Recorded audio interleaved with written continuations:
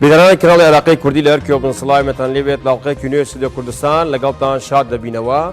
القه مرمان تایبت دبیت با سرکوتنی دیپلماسیتی عراق لپرسنی دولتکان که پیگی عراق لپیگی کی دیکو با پیگی کی برز کردوته و لاستاج دادبینین که کنگره پارلمانکانی آسیا لعراق ساز کرا و اروها لاستاج دا عراق لکنکاری عربی سروکایتی خولی 152 همین کنکاری عربی گرتووەتە ئەستۆ و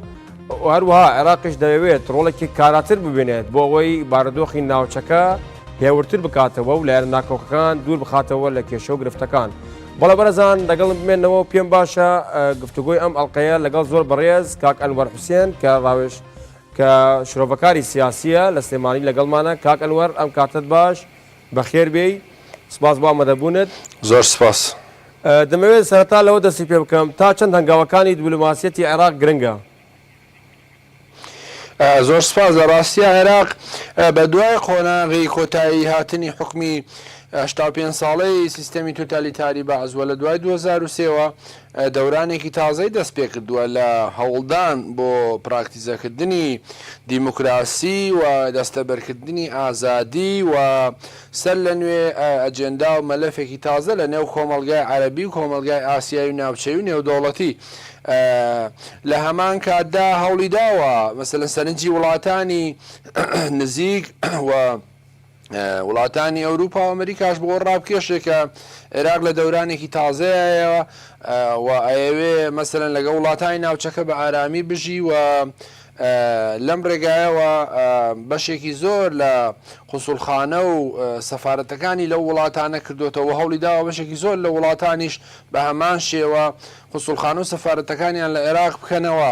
بەداخەوە کە بارودۆخی ئەمنی عێراقە بەهۆی دەخالەتی وڵاتانی منتەقەکەوە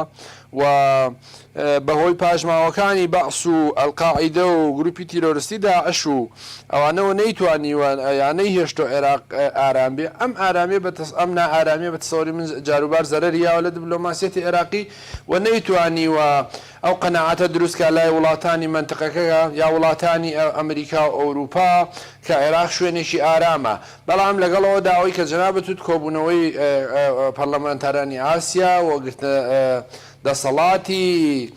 کۆمکاری عەربی و هەوڵە دیپلۆماسیەکانی ئەم دوایانەی جەنابی سەرۆکۆمار بەرەم ساڵح بۆ بەشێکی زۆر لە وڵاتانی عەربی وڵاتانی دنیا و لە ڕابردووشدا چ دەورانی پێشتر ئەم دەورانەی بەڕێز جەنابی عادل عەبدولمەهدی و سەرۆکایەتی پێشووتری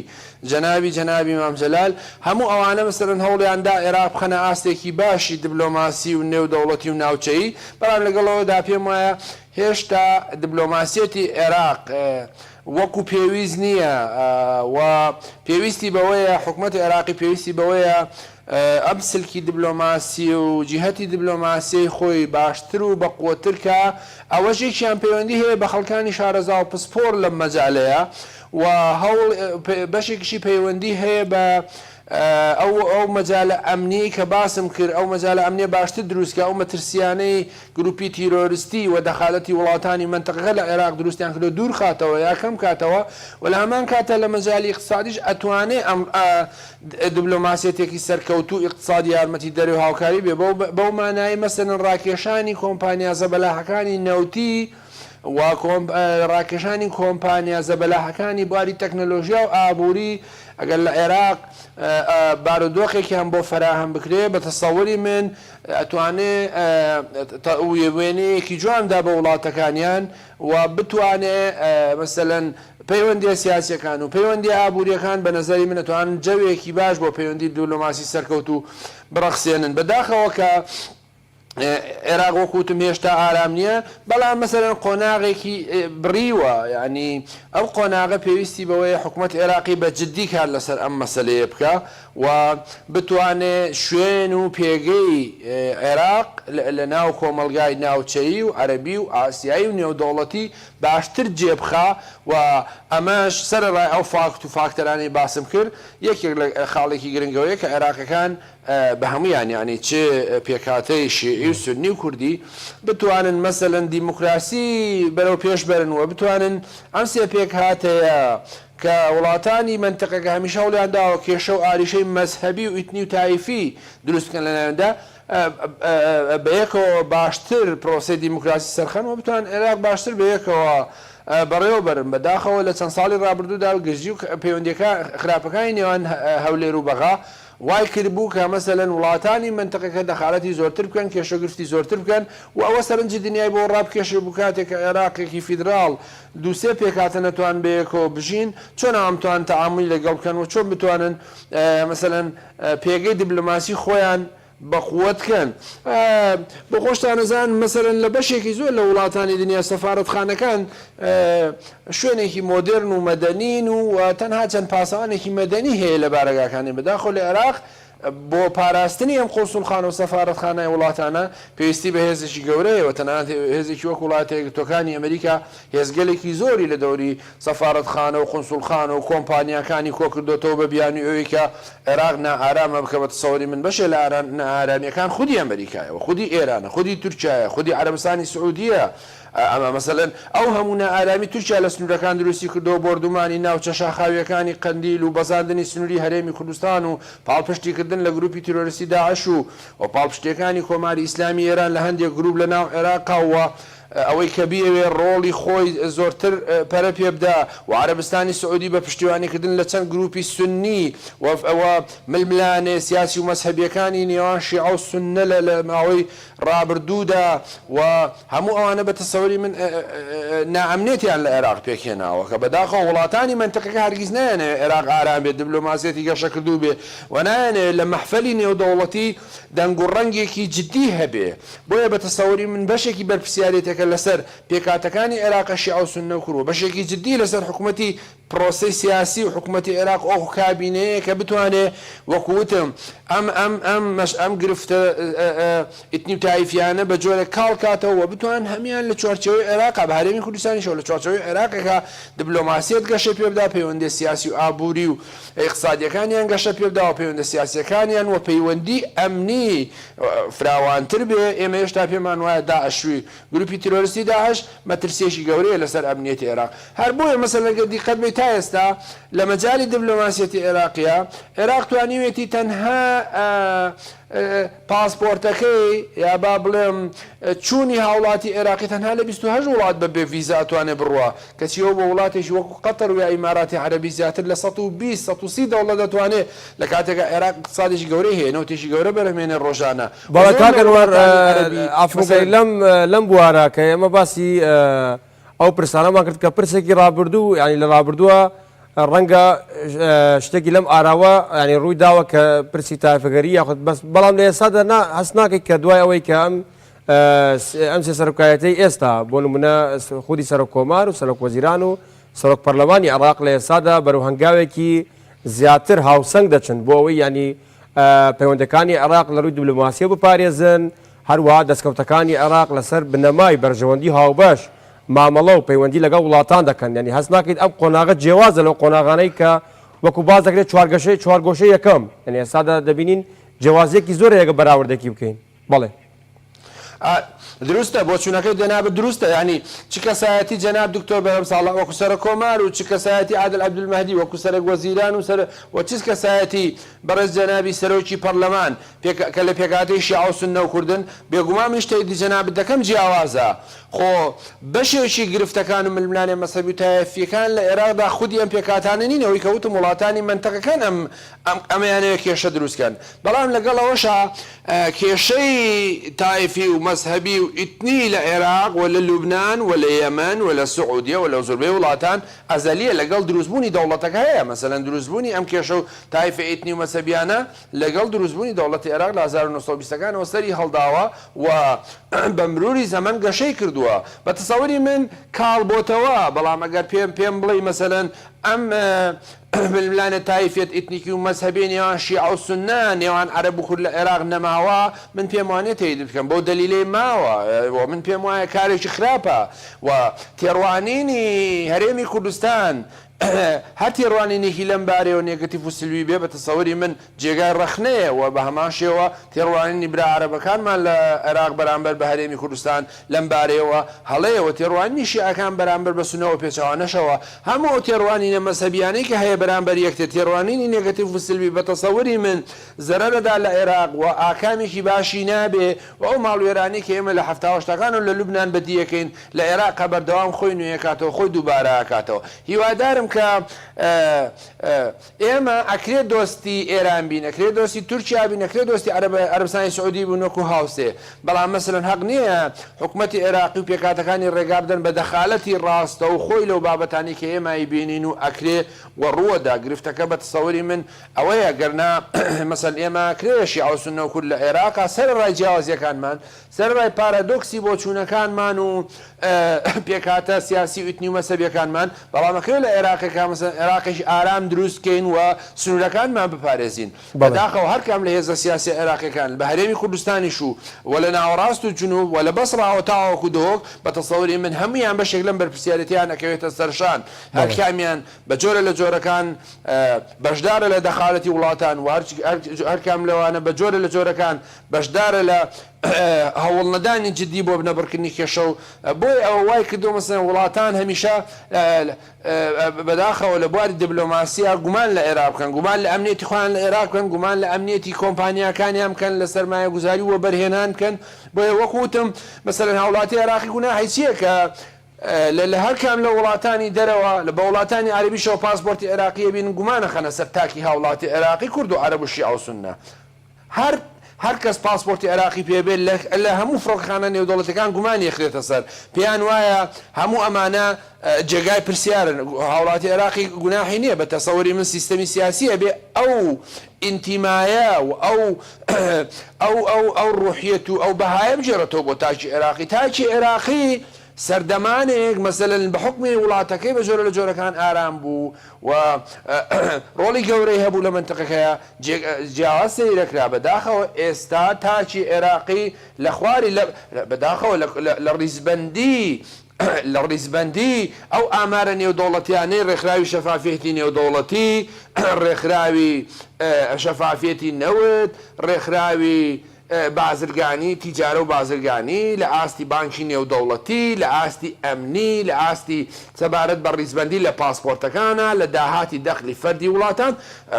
بەداخەوە عێراقەوێتە ڕیزی خواری خوارەوە هەندێک جار ینی تەنها سۆماڵ و ئەفغانستان پێشیەکەم بەداخەوە حکوومەتی عێراقی ئەبێ بزانێ گێڕانەوەی بەها بۆ تاکی عێراقی پەیوەندی هەیە بە کۆی پرۆسە سیاسیەکەەوە بە بەدیێنانی خەونەکانی بە خزمەتگوزاری زیاتر بە ڕێکەوتنی هێزە سیاسیەکانەوە کە بەشێکن لە گرفتەکانی عێراق ئەگەر هێزە سیاسی عێراقی کوردستانیەکان بەیەکەوە ڕێکبن لەسەر مێزی گفتوگۆ بتوان کێشەکانیان چارەسەر بکەن و خلافەکانیان وەلاوە بخەن عێراق بەم دەردەی ئێستا ناڕوە لە هەموو ئامارە نێودەوڵەتیەکانە لە ڕیزبەندی خواری خوارەوە بێ و بەداخەوە کە هاوڵاتی عێراق قوربانیەدا و مەسەلەن ئێمە شایدی ئەوەین کە هێشتا خۆشببختانە تەقینە و تیرۆر کەم بووە بەڵام ئێمە شایدی ئەوە بووین کە لە ماوەی چەند ساڵی ڕابردووە بە دەیان هەزار هاوڵاتی عێراقی بوونە قوربانی ئێمە بەداخەوەین بۆی کە هاوڵاتێکی سونی یا شیعی یا هەرکەس تەنانەت لە کەرکووک کوردێکی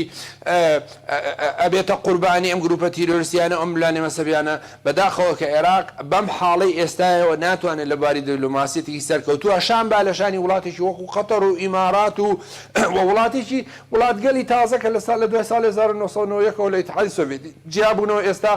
مەسەلەن بەهۆی ئارامی و گەشەیانەوە ڕۆڵێکی گەورە ژێڕن لە منتخە. بەڵێ کاگەنوەر سەبارەت بە گرژی و ئاڵۆزانە کە لە ناوچەکەدا هەیە زۆر جار عێراق باسەوە دەکات کە پاڵپشتی بژاردەی ئاشتەوایی دەکات و هەروەها دەیەوێت گرژی و ئاڵۆزەکان هێوەر بکاتەوە لە ناوچەکە ئایا دەتوانێت عێراق ئەم ڕۆڵە ببینێت؟ لە ڕاستیە بە نەزەری من عێراق نەیتوانیوە مەسەلەن لەو گرژیانەی نێوان تورکیا لەگەڵ هەرێمی کوردستان دروستی کردووە لەو گرژیانەی ئێران لەگەڵ عێراق دروستی کردە لەو گرژیانەی کە تورکیا ڕۆڵی گەورەی هەیە لە پشتیوانیکردنی گروپی تیرۆریستی داعش و لەو گرژیانەی کە لە نێوان وڵاتە یەکگرتووەکانی ئەمریکا و ئێران هەیە بە تەسەووری من ڕۆڵی جددی نەتوانیەوە ببینێن بەڵام هەوڵی داوە بێت تەرەف و بێلایەن بێ و مەسەلەن لە دەخالەتکردنی وڵاتانی عەربی لە ملمانەکانیان لەگەڵ ئێران لە یەمەن مەسەر نەیتوانێەوە ڕۆڵێکی جددی ببێنێ بەڵام لە هەمان کاتدا تا ڕادەیەک توانێتی بێلایانی خۆی پارێزە بەڵام ئەمە کافی نییە مەسەل ئەبێ ڕۆڵ و دەور و نەخشی هەبێ بەڵام کەی کاتێک کە خۆی کێشە و نائەمنیەکانی خۆی چارەسەرەکە کاتێک کە خۆی مەسەلەی بنەبڕی گەندەڵی بنەبڕەکە کاتێک مەسەلەن فەسادی ئیداری نایاڵێ کاتێک جا ئەبێ هاوڵاتی عێراقی هەست بە عێراقی بوونی خۆی بکە و هەست بە ئازادی بکە مەسەلەن لە هەولێرەژی لە بەسڕاژی بەداخەوە کە لەم بارەیەوە مەسەلەن هێشتا هەموو تاکیشی عێراقی بە جۆرە لە جۆرەکان مەترسی لەسرە و ئێمە شایدیەوە بووین کە لە 2014 گروپی تیرۆریستی داعش چەند پارێزگایەکی سونەنشینی داگیر کردووە بە هەزاران کەس قەتڵ و عام بوون و بەشێکی زۆر لە برایە زیدیەکانمان مەسەلەن بەرەو قەتڵ و عامە کەوتن کۆمەلگای نێودەوڵەتی ڕۆڵەشی وای نەبوو بۆیە بە نەزەری من عێراق بە پلەی یەکەمەوە پشت بە خۆی بەستێ و بێ مەسەلەن ئەو بەهایانەی وتم ئەو ئیستیقرار و ئارامی کە بجێڕێتەوە عێراق بێ پشت بە خۆی بەستێ عێراق ئەگەر پێی وابێ ئێرانەیە عێراق ئارام بێ غەڵەت دەکا وەگە پێی وابێ تورکیا و عەرەبستانی سعودی و ئەمریکا و رووسیانێ عێراق ئارام بێ بە تەسەووری من ڕاز نییە بەڵام عێراقیەکان پرۆسی سیاسی سیستەمی سیاسی بۆ خۆی جەوێکی دروست کردووە کە هەموو وڵاتانە توان دەخالەتکەن و ڕۆڵیان هەبێ بەدایان هەزار سەربازی ئەمریکی لە عێراقن کە ئەسڵا حکوومەت عێراقی ناتوانێت لێپێچینەوەیان لێ بکە و مەسەلەن ناتوانێت بزانێ ئەمانە کار و مەهامیان لە ئەسڵدا چییە و دایان قوسوڵخان و سەفارەتخان لە وڵات لە عێراقا هەن کە ناتوانن مەسەلەن بە پێویستە نان خزمەتی هاوڵاتی عێراق کەم ڤیزەی پێ بدەن بە بیانووی ئەوەی هەنوا بیانوو دێننەوە بەڵام مەسەلەن دایان کۆمپانیا زەبەلا هەنەیە کە بەروبوومی ئەم وڵاتە بن و مستەفیدن لێ بە تەسەووری من عێراق بێ لەم بارەیە لەگەڵ ئەم وڵاتانە کە لەسەر ئاسی دیپلۆماسی پەیوەندیەگرێ و بەشێک لە سەرمایە گوزاری ئەوان لێرە کرێ و بەشێکی زۆر لە قازانجی کۆمپانیا زەبەلاحەکانیان نەچنەوە ئەبێ ڕێز لە سیادە و سەروەری عێراق بگرن بەداخەوە کە ئێمە بۆ خۆمان نەزانین هەموو گروپگەلە تیرۆریستی کە لە چەند ساڵی ڕابردوو و لە دوای پرۆسەی ئازادی عێراق و لە دوای ڕوخانی دیکتاتۆری عێراق دروست بوون لە کۆی عێراق لە هەرێمی کوردستانەوە تا ئاگاتە ناوچە سونەنشینەکان و لە دڵی پای عێراق بەغدا هەموو ئەوانە بە زۆر لە زۆرەکان ئەو وڵاتانە لە پشتیانەوە بوون و بەداخەوە هەندێک جا وڵاتێکەکانی ئەمریکا وڵاتانی ئەوروپاش چاوپۆشیان لە هاوپەیمانێتی حکوومەتی عێراق کردووە بۆ بنەبڕکردن و لەناوبردننی ئەمانە وەکو پێویست نەجوڵانەوە وەکو پێویست مەسەن هاوکاری حکوومەتی عێراقیان نەکردووە وەکو ڕاهێنانیان وەکو پێویست بە هێزەکانیان نەکردووە هەوڵیان بۆ نەداوە بۆی پرۆسەکە سەرکەوتوو بێ و لە هەندێک شوێن با بڵێم عێراقیەکانیان بەجێهێشتووە ئەوان ڕەنگە حجیانەوە بێ کە عێراقیەکان بخۆیان نایەنەوێ بەیەکەوە تەبابن یەکگرتوو بن ئەوە دروستە بەڵام مەسەلەن ئەرکی ئەوانە کە لە عێراق وەکوتم بەرژەوەندیان هەیە مەسەن هاوکاری جددی بن لە هاوکاری هێزە عێراقیەکان ئێمە هیوادارین عێراق بەرەو ئارامی زۆرتر بڕوە بەڵام بەم حاڵی عێراق بەم حاڵی ئێستایەوە کە دیسان ئەس بە مەترسی گروپی تیرۆریستی داعش دەکەین بە تایبەتی لە ناوچە سوننشینەکان پێمان وانە بەم زوانە عێراق بەرەو ئارامی زۆرتر بگەڕێتەوە هیوادارم کە هێزە عێراقیەکان هەست بەم مەترسیە جددیانە بکەن. بەڵێ کاگەن وەرپرسێکی دیکەی گرنگە لە کۆبنەوەکانی کۆمکاری عەرەبی ئەویش عێراق داوا دەکات کە ئەو کورسەی تەرخان کراوە بۆ سووریا بگەڕێتەوە ینی سووریا بگەڕێتەوە بۆ نێو گۆڕپانی عەرەبیەوە و ڕۆڵێکی کارای هەبێت تا چەند گرنگە بوونی سووریا لەگەڵ عێراقا لە کۆڕ و کۆبنەوە عەرەبیەکان لە ڕاستیە ئەو تێڕوانینەی کە حکوومەتی عێراقی سووریا بگەڕێتەوە بۆ ناو کۆمەلگای نێودەوڵەتی و بۆ ناو کۆمکاری وڵاتانی عەرەبی ئەکرێ بڵین لە دووسێ ڕەهەندەوە سەیری بکەین یەکێکیان ئەو تێڕوانینەی عێراق پێم وایە تێڕوانینێک کە نزیکە لە تێڕوانینەکانی کۆماری ئیسلامی ئێران و رووسیا و تورکیاوە کانەوێ سووریا بگەڕێتەوە ناو کۆمەلگای نێودەوڵەتی وارچی ئەمریکا و ئەوروپان بە پێچوانەوەیانەی فشاری زۆرتر لەسەر بێ و نەگەڕێتەوە ناو کۆمەلگای نێودەوڵەتی بەڵام گرفتێکی زیاتر ئەوەیەکە ئەمێ بڵێم بەشێکی پەیوەندی بە کوردەکانی سووریا یا ڕۆژئاوای کوردستانەوە هەیەکە بەشێک لە ناوچە کوردستانیەکانیان بەدەستەوەیە و ئەوەی کە لەلایەن هەسەدەوە بەڕێوە برێوەها بە هاوپەیمانی خۆراوە ناسراون لەم بارەیە خلافی زۆر هەیە لە نێوان تورکیا و ئەم هێزانە و لە لایەکشەوە ئێرانیش بە جۆرە لە جۆرەکان نیگەرانە لە باڵادەستی ئەم هێزانە بۆیە پێیان وایە بە گەڕانەوەی سووریا بۆ ناو کۆمکاری عەرەبی و گەڕانەوەی سووریا بۆی کە هەموو خاکی سووریا بخاتۆژێت دەسەڵاتی خۆی هەوڵێکی جددیە بۆ ئەوەی کە ئەو گرفتانەی کە تورکیا بە حسابی خۆی بۆی دروست بووە کۆتایی پێبێنێ بەڵام پێم وان نییە مەسەلەن گەڕانەوەی سووریا بۆ ناو جامیعە عەرەبی بتوانێت کێشە گرفتەکانی خۆی چارەسەر بکە بۆ معلوماتی جەنابتان لە 1970 بۆ 80 خاکی سووریا وێران بووە نزیکەی 500-600 هزار کەس بوونە قوربانی و بەدەیان ملیۆن کەسیان ئاوارە بوون و بنەما ئابوووریەکانی ئەم وڵات هەمووی لێک هەڵوەشاوەتەوە ئێستا خۆشتا شاهد ئەوەن شتێک نەماوە بە ناوی دەوڵەتی عەرەبی سووری ئەوەندەی کە مەسەلەن بەشێکی لازقیە و ناوچە استراتیژیەکانی بەدەست رووسیا و کەشتیگەلی رووسیای لێ جێگیرە بەشێکی بەدەست سوپای قودس و کۆماری ئیسلامی ئێرانەوەیە بەشێکی بەدەست حکوومەتی تورکیاوەیە و بەدەستێکی بەدەست هێزە کوردیەکانەوەیە و خۆشی تەنها لە دیمەشق هەندێک شوێنەیە و خۆشتانە بینن مەسەلەن چ جینایەتێک ئەنجامەدا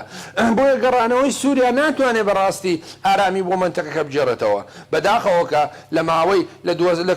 سەرەتای ڕووداوەکانی باری عەرەبی و لە 2011ەوە سووریا کەوتۆتە قەتڵ و ئامی خەڵکەکەی بەداخەوە دەرەنجامی ململانێ تەندروستەکانی نێوان مۆسکۆ و واشنگتۆن و دەرەنجامی ململانەکانی نێوان ڕیاض و تاران سووریای بۆ دەردە بردووە بۆیە عێراق ئەمریکەیڵێ ڕەنگە بتوانێت ڕۆڵ ببینێ بەڵام پێم وانەیە سەرکەوتوو بێ لەسەر ئاستی کێشەی عەرەبی و ئیسرائیل عێراق زۆر جار داوا بەوە دەکات کە کاری عەرەبی هاوبەش تەوتر بکرێت لە پێناو ئەو دەستدرێژانەی کە ئیسرائیلی داگیرکەر ئەنجامی دەدات چ لەسەر خاکی فەڵەستین بێت یان ئەو بەیاننامانەی کە بەتایبەت لەلایەن سەرۆک وەزیرانی ئیسرائیلەوە دەرچوو لەبارەی ناوچەی غۆری ئەردن و ناوچەکانی باکووری دەریای مردوو هەروەها جۆلان و ئەو گرفتانە ینی عێراق چۆن دەتوانێت بە هاوکاری لەگەڵ سیستەمی عەرەبی بڵێن لەگەڵ کۆمکاری عەرەبی لەگەڵ ئەو ڕێکخراوە عەرەبیەکان بۆ ئەوەی بەرەیەک دروست بکەن ڕێگر بێت لە بەرامبەر دەستدرێژەکانی ئیسرائیل لە ڕاستیە تەلئەبیب بۆ خۆی وڵات زلێزێکی گەورەیە لە خۆرهەڵاتی ناوەڕاستدا و لە جگەلەوەی کە وڵاتانی عەرەبی لە جەنگی شەستەکانە جەنگی ئیسرائیل عەرەبیان دۆڕاند و لامان کاتیشە لە چەند ساڵی ڕابردووشدا ئێمە شایەدی ئەوین هەموو شەڕانەی کە بووە تێدا دۆڕاون و بەتایبەتی لە گرفتەکانی ئەم دوای سووریا تەلئەبیب مەسەلەن لە جۆلان و مەسەلەن لە چەند ڕۆژی ڕابردوو و لە چەند مانگی ڕابردوو چەندی جار بۆ دومانی سووریای کردووە و تەنانەت چەندی جار بۆ دومانی بارگەکانی حەشتی شعبی کردووە و مەسەلەن ڕۆڵ و دەخالەتی ئێمە شایەدی ئەوین کە ئیسرائیل بەشێک لە خاکی عەرەبی فەلەستینی داگیر کردووە و عێراق لە سەردەمانی زووی حکومەتی سەدام حوسێن و عێراقا مەسەلەن بەشێک بوو لەو هاوپەیمانێتی عەرەبی دژی تەلەبیب و ئیسرائیل بەڵام زۆرتر ئەکرێ بڵێم زۆرتر میدیایی بوو و بەداخەوە وڵاتانی عەرەبی 22 دەوڵەتی عەرەبی لە ساڵی 1940ەوە کە ئیسرائیل فەلەستینی داگیر کردووە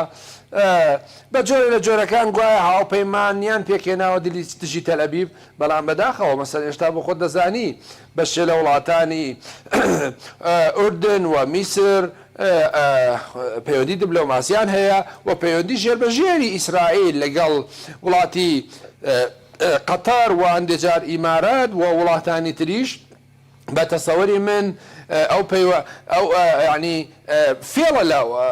لە خەڵکی فەلەستینەکرێ پەیوەندیەکانی نێوان سڵتان قابوسی میرنشینی عومان و تەلئەبیب و دانیشتە نهێنیەکانی ئەوان لە پەیوەند بە ئێران و پەیوەند بە هەندێک بابەتی تر و پەیوەندیەکانی نێوان قاهیرە و تەلئەبیب و پەیوەندی بەشێکی زۆر لە وڵاتانی عەرەبی بە تایبەتی کەندای فارس لەگەڵ تەلئەبیب دەرخەری ئەو ڕاستەیە کە ئەوان واقعی نین ڕوو بە میدیا شتێکی کاڵن مەسەن ڕۆژتارە کەناڵی جەزیرە دژی تەلئەبیب و دژی قەتڵ و عامی کەرتی غەزە و قودس و کوێیە بەڵام لە واقعدا مەسەلەن مامەڵەی سیاسی و ئیستیخباراتی و ئابووری گەورە لە نێوان بنەماڵی حکومڕانی قەتەر و تەلئەبیب هەیە و لەم بارەیەوە دەیان بەڵگە هەیە و ئیسرائیل بە جۆرە لە جۆرەکان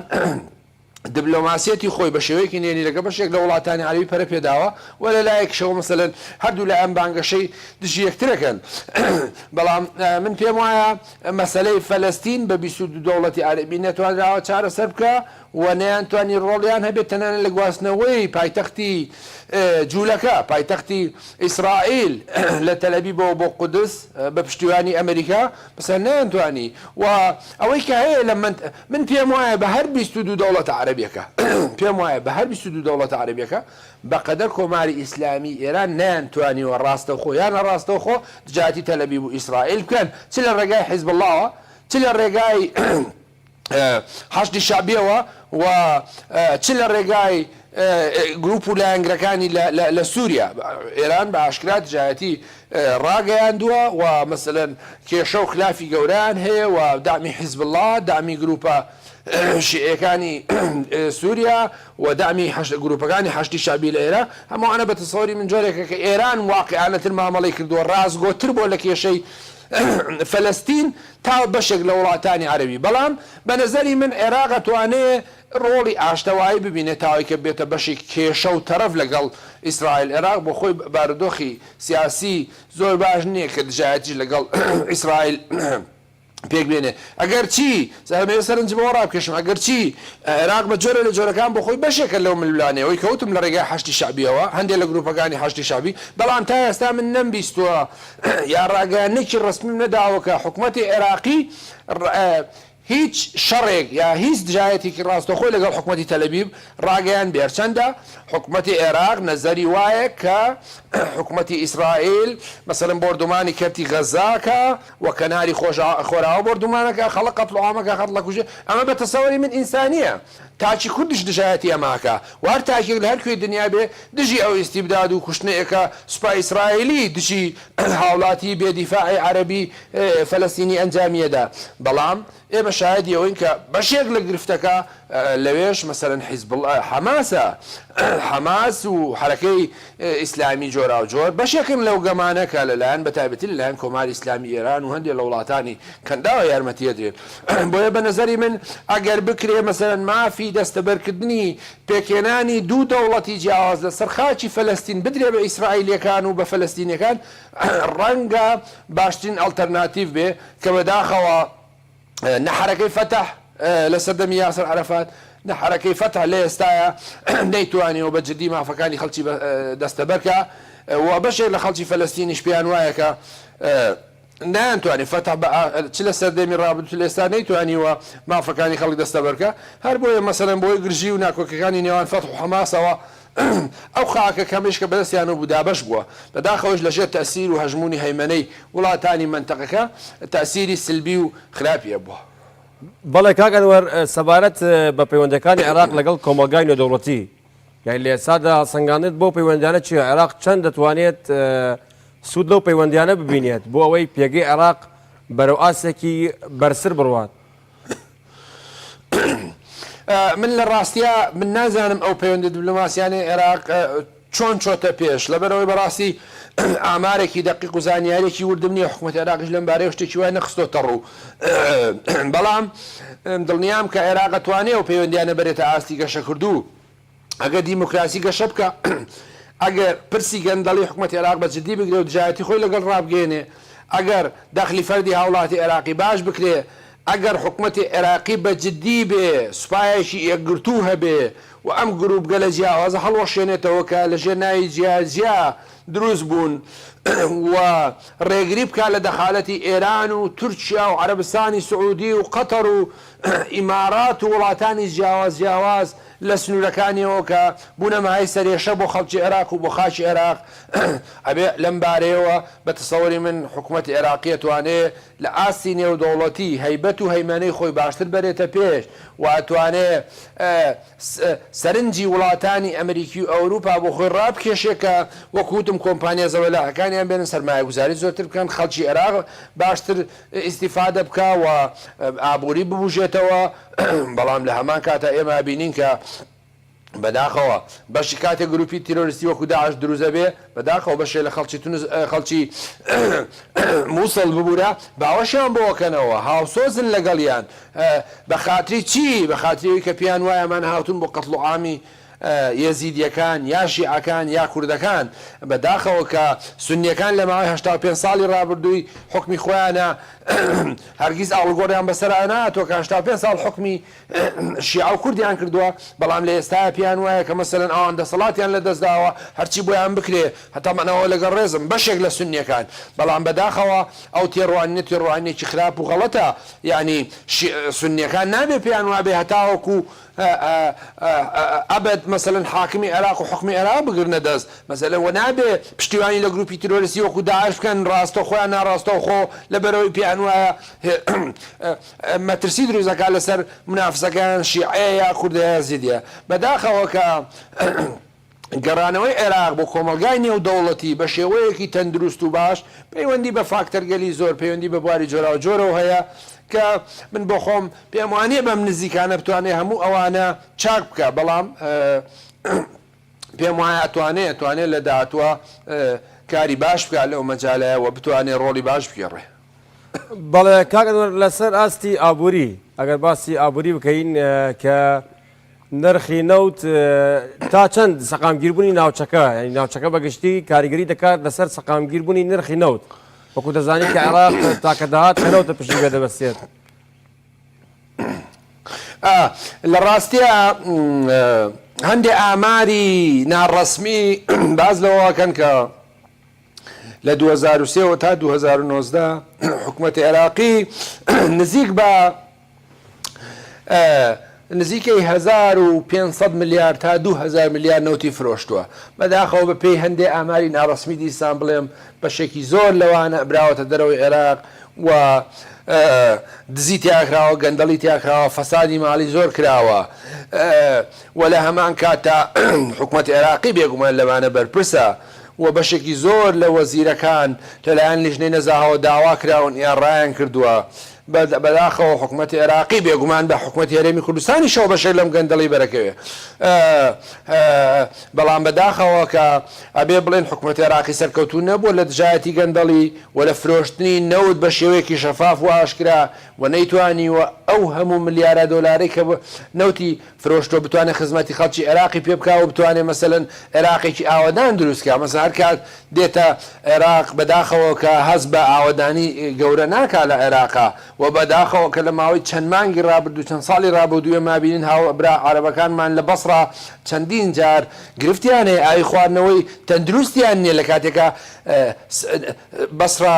شارێکی گەورەی دەواازەی دەریایە بۆ سەر عێراق و هەمان کاتە بەرەمێنان ئینەوتێکی زۆری ڕۆژانەیە کەچی خەڵکەکەی بەهرەمەند نین بەداخەوە خەڵکی کەرکوو کە بەشێکی زۆر لە نەوتی عێراقی تیا بەرەمێنرێ بەداخەوە خەڵکەکەی بەهرەمەند نین و تیرەر و تەقینەوە و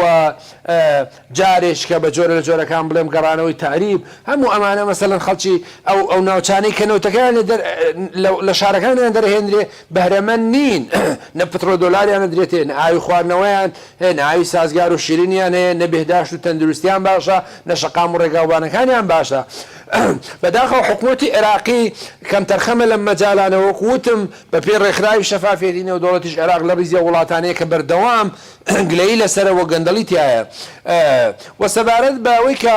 نرخی نەوت بێگومان نرخی نەوت ئێستا لە ئاستی نێودەوڵەتی نرخێکی باشە و عێراق بە بڕیاری داوە کە ئاستی بەرەمێنانی خۆی بەرز بکاتەوە بۆ 3 تا 4 ملیۆن بەرمیل لە ڕۆژێکا کە ئێستا پێم وایە نزیکەی 2 ملیۆن 2 ملیۆن 400 بەرمیل نەوە ڕۆژانە نێتە دەرەوە ئەوە بە وڵاتێکی وەکو عێراق توانێت ماهی ئارامی و گەشە و تەندروستی و بێداشت و خوێندنگا وەزعێتێکی باش بێ بەداخەوە کە نەبووە و لەگەڵەوەش ئەو نائارامیانەی کە لە منتەقەکەی لە خۆڕاتی ناوەڕاستەیە ینی ئەوەی کە لە دوای ڕووداوەکانی بەهاری عەرەبی ململانێ و نائارامی منتەقەی گرتوۆتەوە تاسیری هەیە وەکۆی باس پێشتر باسم کرد نیگەرانیەکانی کە تەل ئەبیب دروستیەکە لەسەر وڵاتانی منتەقەکە و شەڕ و شۆڕی بەردەوام تاسیری هەیە و نائارامیەکانی ناو عێراق تاسیری هەیە شەڕەکانی یەمەن لە نێوان پێکاتەکانی ئەو وڵاتە بە دەخالەتی عەرەبستانی سعودی و ئیمارات و لەلایەک و کۆماری ئیسلامیان لەلایەکەوە و کێشە ناوخۆیەکانی تورکیا و کێشەکانی نێوان هەرێمی کوردستان و تورکیا کێشەکانی نێوان سووریا و تورکیا و رووسیا و ئەمریکا و گرنگترین کێشەشیان کێشە ململانە تازەکانی کە لە کەندای فارستەڵی هەڵداوە لە نێوان ئەمریکا و ئێران و کۆمەلگای نێودەوڵەتی لە چاوەڕانیەوەدا سوڵح بکرێیان شەڕ بێگومان تاسیری لەسەر نرخی نەوت دەبێ حکوومەتی عێراقی لەم بارەیەوە بە تسەوەری من تەدابیر و تەکبیری وردی نەکردووە و ڕەنگە هێشتا لە بەرامبەر ئەو هەموو فرۆشی نەوتە نەیتوانیوە مەسەلەن ئاستی دیناری عێراقی بەهای دیناری عێراقی بە شێوەیەک بەرز بکاتەوە کە مەسەلەن لانی کەم شان با لە شانی هەندێک وڵاتی وەکو ئوردن کە عێراق خۆی نەوتێداتێ بە هەدیە و بە قەرز بەڵام بەهای دراوەکەی لە عێراق بەرزترە بەهای دراوی وڵاتانی کەنداوی لە عێراق بەرزترەوە من تێناگەم بەداخەوە هاوڵاتی عێراقی ئەبێ گوناحی چی بێکە لە هاوڵاتێکی ئیماراتی و قەتەری و عەرەبی و بەحرێنی و چۆچۆ خراپتر بژی و بەو شکڵە سەیری بکرێ و بەو شکڵە ڕێزی لێ بگیرێ لە کۆمەلگای نێودەوڵەتی بێگومان حکومەتی عێراقی ببزانێ بەرپرسە ئێمە پێمان وایە فاکتەری سەرەکی و سەبەبی سەرەکی بۆی کە بەسەر عێراقا دێ حکمی چەند ساڵی ڕابردوو دیکتاتۆرەتی سەدام حوسێن و بەعز بوو بەداخەوە کە عێراقی وێران کرد بەڵام لە ساڵی 1990 کە ڕاپەڕینی خەڵکی کوردستان ڕوویداوە لە ساڵی 2023 کە باز ڕووخاوە حکومەتی هەرێمی کوردستان و حکومەت عێراقی بەرپرسن لە ژیان و ئەمنیەت و خۆشگوزەرانی خەڵک ئەوان بیانوێنانێ بەشێکن لەو نەهامەتیانەی کە بەسەر خەڵک دێ بەشێکن لەو بارودۆخە سیاسی و ئابووری کە بەسەر عێراق هاتووە ئەوان بیانوێنانێ هێزە سیاسی عێراقیان بەرپرسن و من هیوادارم ئەم کابینەیە تازەیە کە هەوڵی جدی هەیە جەنابی دکتۆر عادل عەبدولمەهدی بۆ خۆی پیاوێکی تەکنۆکرات وە لە ئەوروپا ژیاوە و خودی جەنابی دکتۆر بەرهەم پیاوێکی تەکنۆکرات و لیبرال و لە ئەمریکا ژیاوە و جەنابی سەرۆکی پەرلەمان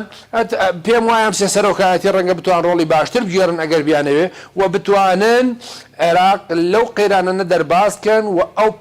ئەو ململانێ و شەڕ و شۆڕ و تێڕوانینە ناتەندروستەی تایفی و مێتەبێ لە عێراقی لانی کەم کاڵیکەن و مناڵم کۆتایی پێ بێنن و بەجددی مەسەلەن خزمەتی خەڵکی عێراقن و دژایەتی گەندەڵی بکەن بە نەزەری من عێراق توانێت ڕۆڵی باشتر بچێڕێ لەوەی کێساهەتی